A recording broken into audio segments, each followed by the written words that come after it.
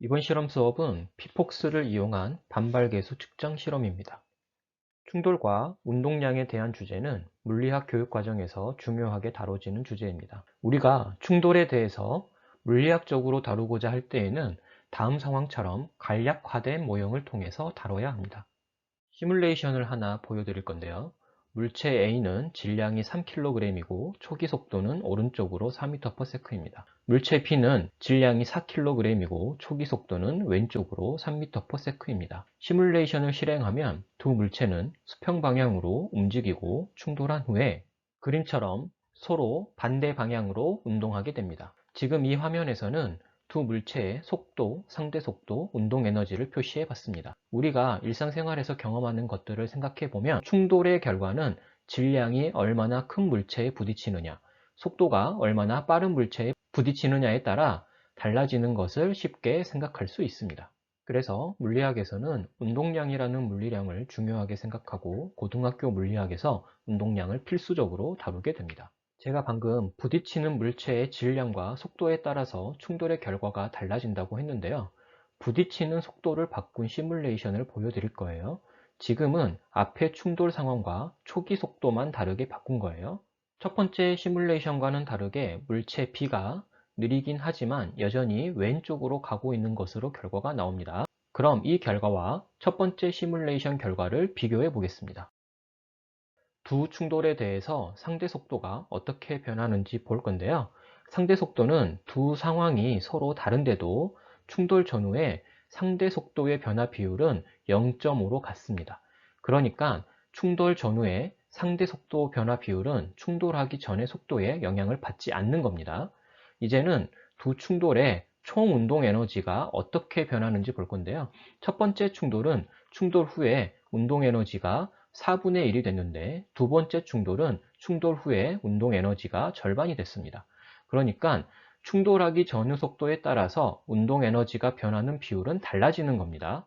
그래서 충돌 조건에 따라서 변하지 않는 상대 속도의 비율이 물리학에서 중요하게 됩니다. 우리는 이걸 반발 계수라 부르고요. 식으로 정의하기 위해서 충돌 상황을 다시 정의해 보겠습니다.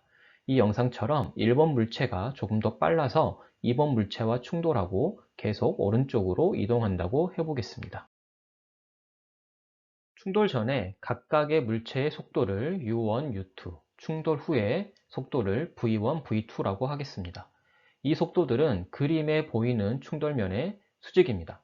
반발계수는 충돌 전후의 상대 속도의 비율이고요. 이걸 식으로 쓰면 이렇게 됩니다. 반발계수는 0부터 1까지의 값을 갖고 단위는 없습니다.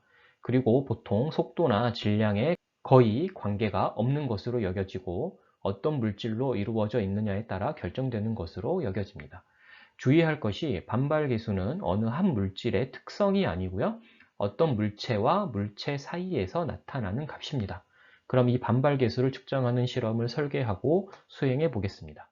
실험을 간단하게 하기 위해서 공이 낙하에서 바닥에 충돌하는 상황을 생각하겠습니다. 이렇게 하면 충돌이 일어나는 곳은 바닥이 되고요. 우리는 바닥과 공 사이의 반발계수를 측정하게 되는 겁니다. 이를 위해서 충돌 전후의 속도를 알아야 하는데 이는 자유낙하 공식을 이용해서 구할 겁니다. 이 낙하 장면을 실제 모습 그대로 보지 않고 가로축을 시간축으로 바꿔서 보겠습니다. 시간축을 추가하면 공이 오른쪽으로 가면서 포물선을 그리는 것으로 보이죠. 하지만 실제로 가는 것은 아닙니다. 공을 바닥에 떨어뜨렸으니 바닥과 부딪힐 때마다 이렇게 소리가 나겠죠. 이전에 사용했던 피폭스 앱에는 이 소리들의 시간 간격을 측정하는 기능이 있습니다. 피폭스의 어쿠스틱 스톱워치에서 시퀀스 모드를 사용하면 이 소리들의 시간 간격을 측정해서 타임 1부터 타임 5까지 측정해 줍니다. 이 시간 간격들을 델타 t1 이런 식으로 부를게요. 공이 한번 튀고 가장 높이 올라간 높이를 h1이라고 하면 이 시점을 기준으로 델타 t1을 이등분할 수 있습니다. 이때 최고점 h1은 이 식으로 구할 수 있습니다. 최고점에서 공의 속력은 0입니다. 그렇다면 최하점에서 공의 속력 v1은 이렇게 계산할 수 있습니다. 공은 튕겨 오를 때 v1으로 그리고 다음에 바닥에 부딪힐 때에도 V1으로 부딪힙니다. 공이 다음에 튕겨 오를 때에는 V2로 튕겨 오를 텐데요. 그 값은 화면에 보이는 식으로 구할 수 있습니다. 그러면 바로 이 시점에서 반발계수는 V1분의 V2로 계산할 수 있습니다. 이걸 실험하기 위해서는 공이 필요합니다. 이번 실험 수업에서는 탁구공과 쇠구슬 A, B 두 종류를 준비했습니다. 전자저울로 각 공의 질량을 측정하세요. 자는 공을 떨어뜨리는 높이를 잴 때 쓰입니다. 스마트폰에 피폭스 앱을 설치해 오세요. 충돌면은 두 종류를 쓸 겁니다. 충돌면 A는 실험실 바닥이고요. 충돌면 B는 계단의 바닥입니다. 우리 학교는 건물 내부의 바닥과 계단으로 쓰이는 곳의 바닥이 서로 다른 재질의 돌로 되어 있습니다. 이 두 종류의 돌 바닥에 공들을 충돌시킬 겁니다. 이렇게 어느 정도 단단한 바닥에 공을 충돌시켜야 공이 6번 이상 충돌하게 되더라고요. 만약 이 실험을 다른 학교에서도 해보신다면 적당한 바닥을 고르셔서 실험하시면 되겠습니다. 실험 순서는 먼저 스마트폰을 충돌면 위에 놓습니다. 그림에는 나무 책상 위에 놓여 있는데 이건 예시라서 그런 겁니다. 실제 실험은 실험실 바닥과 계단 바닥에서 하세요. 피폭스 앱을 실행하고 어코스틱 스톱워치의 시퀀스 모드를 켜세요. 공을 정해진 높이에서 떨어뜨리세요. 이때 피폭스의 재생 버튼과 리셋 버튼을 사용해야 측정이 시작됩니다.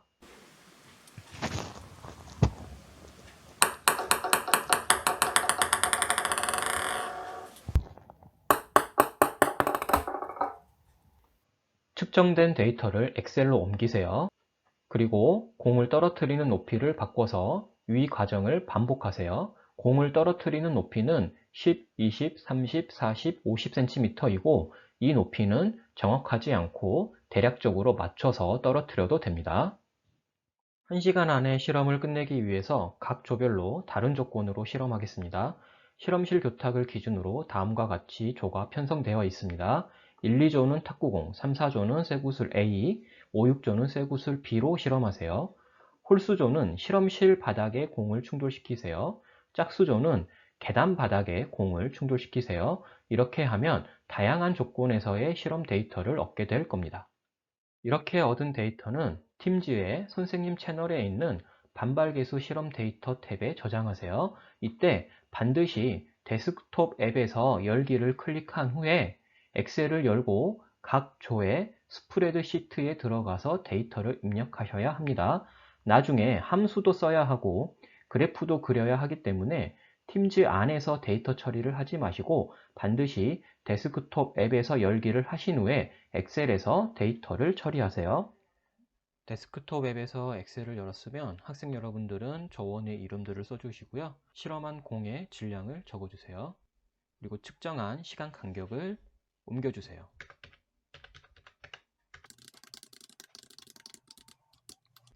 먼저 측정한 시간 간격의 절반의 값을 구해보겠습니다. 엑셀에서 무엇을 계산할 때는 항상 앞에 등호를 쓰고 시작을 해야 합니다. 이 값을 나눠야 되기 때문에 얘를 클릭해 주시고요. 나누기 표시는 슬래시입니다. 그리고 2를 써주세요. 그러면 나누기 2가 됩니다. 이거를 반복해서 해주면 되는데 반복해서 하면은 시간이 오래 걸리기 때문에 이미 계산한 셀을 선택을 하시고 오른쪽 아래 보시면 조그만 네모가 있습니다. 이 네모 위에 마우스 커서를 올리시면 마우스 커서가 검은색 십자가로 바뀝니다. 얘를 긁어서 내려주거나 혹은 더블 클릭을 해줍니다. 그러면 데이터가 있는 곳까지 자동으로 계산이 됩니다. h를 구해보겠습니다. 사실 이 높이 h는 구할 필요는 없는데 염습 삼아서 구해보겠습니다. 역시 등호를 써주고요. h는 2분의 1 gt 제곱이기 때문에 먼저 0.5를 곱해줍니다. 그리고 중력 가속도 g는 여기 i1 셀에 써놨습니다. i1을 클릭을 해주시고요. 이 i1 셀을 상대 참조가 아니라 절대 참조로 바꿔보겠습니다. F4를 눌러주세요. F4를 누르면 $i, $1 이렇게 바뀝니다. 그리고 곱하기 왼쪽에 있는 2분의 델타 t 값을 클릭해 주겠습니다. 그리고 제곱 표시를 해주겠습니다. 그리고 엔터를 눌러줍니다. 그런 다음에 얘를 클릭해 주고 오른쪽 아래 네모 위에 마우스 커서를 올리면 마우스 커서가 검은색 십자가로 바뀌고요. 얘를 더블 클릭해주면 아래쪽 셀들의 자동 계산이 됩니다. 방금 H를 계산할 때 중력 가속도에 해당하는 값은 I1이라고 두지 않고 F4키를 눌러서 $i, $1으로 바꿔줬는데 이거를 절대 참조라고 하고요. 이렇게 절대 참조를 해줘야 방금처럼 자동으로 채워넣기를 했을 때 이 값이 바뀌지 않습니다. 아래 셀들의 값을 확인해 볼게요. 얘를 더블 클릭하면 여기 $i, $1 이렇게 되어 있죠. 여기는 9.8인 값이 계속해서 참조가 되는 겁니다. 반대로 여기는 D10이 되어 있죠. 자동 채우기가 되면서 왼쪽에 있는 값을 자동으로 참조하게 되는 겁니다. 그 아래쪽 셀을 보시면 중력 가속도의 값은 절대 참조가 되어 있기 때문에 계속 I1 셀을 참조하게 되고요. T에 해당하는 값은 왼쪽에 있는 값으로 참조하게 됩니다. 이 D11 이렇게 되어 있는 게 상대 참조이고요. $i, $1 이렇게 되어 있는 게 절대 참조입니다. 자, 이번에는 V를 계산해 보겠습니다. V는 GT로 계산하면 됩니다. 그래서 등호를 먼저 써주시고요. 중력 가속도 I1을 클릭해 주시고요. 얘를 절대 참조로 만들겠습니다. F4를 눌러주세요. 그리고 곱하기 시간 T를 클릭해 주세요. 그러면 시간 T인 D8셀은 상대 참조이고 중력 가속도인 $i, $1은 절대 참조가 됩니다. 엔터를 눌러주시고요. 다시 이 셀을 선택해 주시고 오른쪽 아래 네모 위에 마우스 커서를 올려서 검은색 십자가로 만든 다음에 더블 클릭을 하면 됩니다.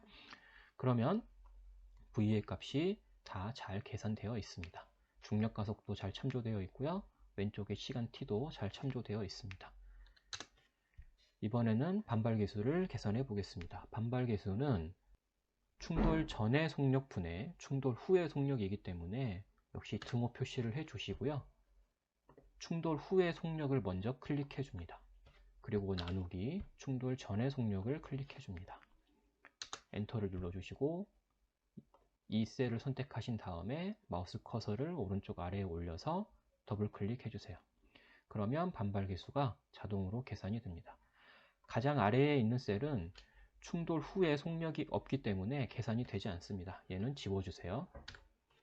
이렇게 하면 1차 실험에 대한 데이터 계산이 끝난 겁니다. 1차 실험은 공을 10cm 높이에서 떨어뜨린 거고요.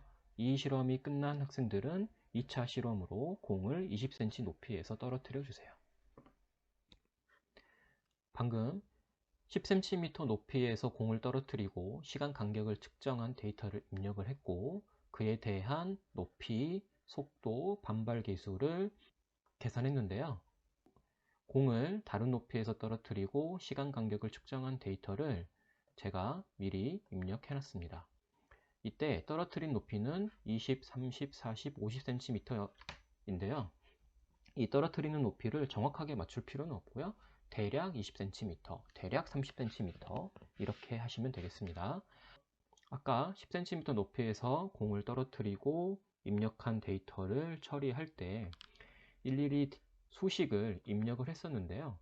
이제는 그렇게 할 필요가 없습니다. 왜냐하면 모든 실험이 데이터 테이블의 모양이 대칭적이기 때문에 아까 입력했던 수식들을 선택을 하시고 컨트롤 C를 누른 다음에 2차 실험 데이터에서 같은 위치에 셀을 하나 선택을 하시고 컨트롤 V를 눌러주시면 똑같이 수식이 입력이 됩니다. 이걸 다시 3차 데이터를 입력하는 테이블로 가셔서 컨트롤 V를 눌러줍니다. 4차 실험에 대한 데이터를 입력하는 표로 가셔서 또 컨트롤 V, 5차 실험에 대해서도 컨트롤 V 이렇게 해주면 내가 왼쪽에 입력해 놓은 이 데이터에 대해서 다 똑같이 계산을 해주게 됩니다.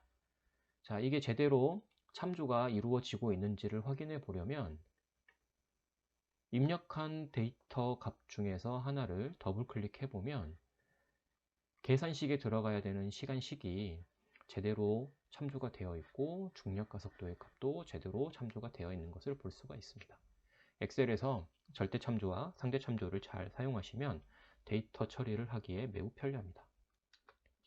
방금 1차 실험부터 5차 실험까지 속도와 반발 계수를 계산해 봤습니다. 그럼 이 값들을 오른쪽에 있는 이 표에 옮겨서 반발 계수의 평균과 표준 편차 신뢰 구간을 계산해 보겠습니다. 먼저 1차 실험 데이터에서 속도와 반발 계수의 4개의 행만 선택해 주세요. 그리고 컨트롤 C를 눌러 주시고요. 오른쪽 표에 가셔서 컨트롤 V를 눌러 주시면 안 됩니다. 왜냐하면 이렇게 하면 수식이 붙여넣기가 되는 거기 때문에 절대 참조와 상대 참조가 그대로 옮겨와서 계산이 되지 않는 겁니다. 이럴 때는 어떻게 해야 하냐면 일단 얘를 지워 주시고 다시 이 데이터 4줄을 선택하신 다음에 컨트롤 C를 누르시고요. 오른쪽 표에 가셔서 오른쪽 클릭을 해줍니다. 그리고 선택하여 붙여넣기를 누릅니다. 그리고 여기에서 값을 선택하고 확인을 눌러줍니다. 그러면 수식이 붙여넣기가 되지 않고 데이터 자체만 붙여넣기가 됩니다. 얘를 선택해서 더블 클릭해 보시면 수식이 보이지 않고 그냥 숫자만 입력된 것을 볼 수가 있습니다. 2차 실험 데이터도 속도와 반발 계수 4줄을 선택해 주시고 컨트롤 C를 누르신 다음에 2차 테이블에서 오른쪽 클릭하시고 굳이 선택하여 붙여넣기를 선택하실 필요 없이 여기 1, 2, 3이라고 써 있는 것을 눌러주시면 값이 바로 붙습니다. 3차 실험의 데이터도 마찬가지입니다. 속도와 반발 계수 4줄을 선택해 주시고 컨트롤 C 그리고 오른쪽 테이블에서 오른쪽 클릭 값을 붙여 넣어 주세요. 4차 실험도 마찬가지입니다. 4줄을 선택해 주시고 여기서 오른쪽 클릭 값을 붙여 넣기. 5차 실험도 마찬가지입니다. 오른쪽 클릭하시고 붙여넣기. 이제 평균을 계산해 보겠습니다. 평균은 이 셀에서 계산을 할 건데요. 평균을 계산하기 위해서는 함수를 바로 써도 되지만 처음 배우는 입장에서는 엑셀에서 수식을 입력하는 이 창이 있는데 거기 왼쪽에 보시면 fx라는 함수 삽입 아이콘이 있습니다. 자, 평균을 계산할 셀을 선택을 하시고 함수 삽입 버튼을 눌러줍니다. 그러면 이런 창이 뜨고요. 함수 검색에서 평균을 검색해 보겠습니다. 그러면 여러 가지 함수가 나오는데요. 그 중에서 에버리지 함수를 선택을 하시고요. 확인을 눌러주세요. 자, 그리고 이 버튼을 눌러주시고 평균을 계산할 범위를 이렇게 마우스로 긁어서 선택해 줍니다.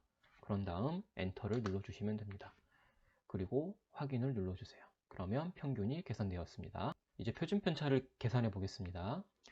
표준 편차를 입력할 셀을 선택하시고 함수 삽입 버튼을 누르고 표준 편차를 검색하는데 표준 한 칸 띄고 편차 이렇게 검색해 보겠습니다. 자, 그러면 역시 여러 가지 함수가 나오는데요. 그 중에서 스탠다드 디비에이션 P를 쓰겠습니다. 확인을 눌러주시고요. 자, 표준 편차를 구할 숫자들의 범위를 지정하겠습니다. 이걸 눌러주시고 범위를 데이터들을 드래그해서 선택해 주세요.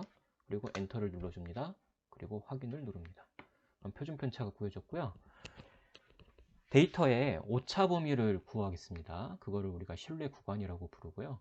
신뢰 구간 역시 신뢰 구간을 계산할 셀을 선택하시고 함수 삽입 버튼을 누를게요. 방금 제가 평균과 표준 편차를 계산했기 때문에 컴피던스 노멀이라는 함수가 여기 나와 있는데요. 이 함수를 쓰긴 할 거거든요. 이게 안 나오는 경우에는 검색을 하면 됩니다. 컴피던스라고 검색을 해주세요. 나오는 함수 중에서 confidence.norm을 선택합니다. 확인을 눌러주세요. 알파 값은 0.05를 입력합니다. 이렇게 하면 95% 신뢰도로 신뢰 구간을 계산하겠다 라는 뜻입니다. 스탠다드 디비에이션은 표준 편차를 얘기합니다. 여기에 커서가 있는 상태에서 표준 편차를 이렇게 클릭해 주면 됩니다. 아니면 이 버튼을 누르시고 표준 편차가 나와 있는 셀을 선택해 주시면 됩니다. 그리고 엔터를 눌러주세요. 사이즈는 내가 평균을 낸 그리고 표준 편차를 계산한 이 반발 계수 데이터의 개수를 얘기합니다. 우리는 총 20개니까 20을 쓰면 되는데요. 만약에 데이터가 너무 많아서 데이터를 셀 수 없다 라는 경우에는 이렇게 써주시면 돼요. count라고 쓰시고 괄호 열고 이 데이터 범위를 선택을 해줍니다. 그리고 괄호를 닫아주세요. 그리고 확인을 눌러주세요. 이러면 됩니다. 굳이 count 함수를 쓸 필요 없이 데이터 개수 20개를 입력해도 됩니다. 자, 그러면 여기 나와 있는 반발 개수 총 20개의 평균은 약 0.923이라고 할 수 있고, 이에 대한 오차 범위는 0.005 플러스 마이너스 0.005라고 말할 수 있겠습니다. 이제 속도와 반발 개수 그래프를 그려보겠습니다. 속도와 반발 개수 데이터들을 선택해 주시고 삽입 메뉴에서 차트에서 분산형 그래프를 선택합니다. 물리에서는 무조건 분산형 그래프만 그린다고 생각하시면 되겠습니다. 적당한 크기로 맞춰주고요. 그래프를 그렸을 때 가장 먼저 해야 하는 것이 가로축과 세로축의 제목을 넣는 겁니다. 그래프를 선택하시고 차트 디자인, 차트 요소 추가해서 가로축 제목과 세로축 제목을 넣어주세요. 가로축 제목은 충돌 전 속도 또는 속력 이렇게 하면 됩니다. 그리고 단위를 써주세요. 세로축 제목은 반발 계수입니다. 반발 계수는 단위가 없는 물리량이기 때문에 단위를 쓰지 않습니다. 차트 제목은 이 데이터가 탁구공과 실험실 바닥의 충돌이거든요. 이렇게 적어주겠습니다. 그리고 반발 계수는 0에서 1 사이의 값을 갖는데 지금처럼 실제 측정된 데이터 위주로 그래프가 표현되어 있으면 이게 속력에 따라서 아주 많이 변하는 것처럼 보이기 때문에 이 세로축의 범위를 조정해 주겠습니다. 세로축을 선택하시고 오른쪽 클릭해서 축서식 이렇게 들어가면 오른쪽에 축 옵션에서 최소값을 0으로 고칠 수 있고요. 최대값을 1로 고칠 수가 있습니다.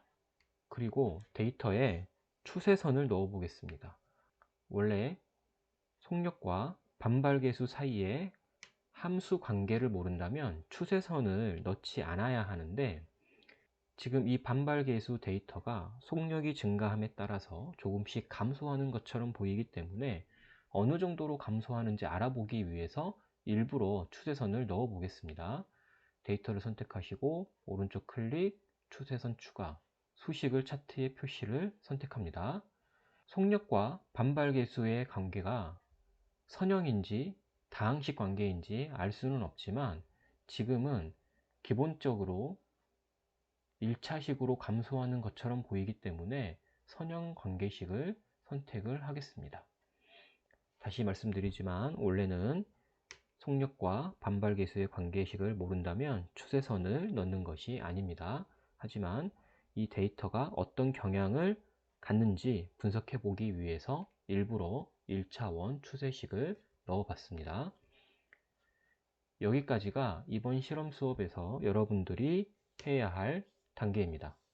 선생님이 과제로 배포할 보고서에 이 실험 그래프와 반발계수의 평균값을 반드시 적어 넣으세요. 표준 편차와 신뢰 구간을 구하는 것은 평가의 대상으로 삼지 않겠습니다. 평균과 실험 데이터 그래프만 보고서에 잘 넣어주시면 되겠습니다. 이 그래프를 예쁘게 꾸미는 것은 이전에 선생님이 올렸던 영상을 확인해 보시고 그래프의 글씨 크기를 바꾼다든지 데이터 계열의 색을 바꾼다든지 하는 것은 여러분들이 한번 해보시기 바랍니다. 제가 그래프를 꾸며봤습니다. 이 데이터는 탁구공을 실험실 바닥에 충돌시킨 데이터고요. 이제부터 결론 도출과 논의를 해볼 건데 이 내용은 여러분이 어떻게 작성하든 감점하지 않겠습니다. 어렵기 때문이에요. 그래도 물리에 관심이 있는 학생들은 진지하게 논의해보고 보고서를 작성해 주기 바랍니다. 먼저 반발계수는 충돌 속도에 관계없이 거의 일정하다고 여기고 있습니다. 그런데 왼쪽 데이터를 보면 그런 말을 할 수 있을까요? 충돌 속도가 빨라지면 반발 계수도 감소하는 것처럼 보이지 않나요? 자, 그러면 그 이유가 무엇일까요? 가장 먼저 생각할 수 있는 것은 공기 저항일 겁니다. 그런데 공기 저항 때문이다라고 넘어가서는 안 됩니다. 공기 저항이 어떤 영향을 주기 때문에 이 실험처럼 데이터를 분석하고 그래프를 그리면 이런 결과가 나오는지 설명해야 합니다. 공기 저항이 원인이 아니라면 다른 이유는 무엇일까요? 생각나는 게 있으신가요? 만약 있다면 그 생각이 맞다는 것을 확인하기 위해서는 어떤 실험을 더 해봐야 할까요? 저는 어느 정도 생각한 게 있기 때문에 여러분에게 공 3개, 충돌면 2개를 이용해서 6가지 조건으로 실험을 시켜봤습니다. 모든 조가 실험을 끝내고 데이터를 잘 입력했다면 종합그래프라는 시트로 가보세요. 이렇게 그래프가 자동으로 그려지게 만들어 놨습니다. 이 그래프들을 보시고 여러분들이 나름의 고찰을 해보시기 바랍니다. 이 고찰 내용은 감점의 대상이 아닙니다. 하지만 매우 깊이 있고 논리적인 고찰을 했다면 그 학생은 따로 기록해 놓겠습니다. 이것으로 피폭스로 반발계수 측정하기 실험 설명을 마치겠습니다.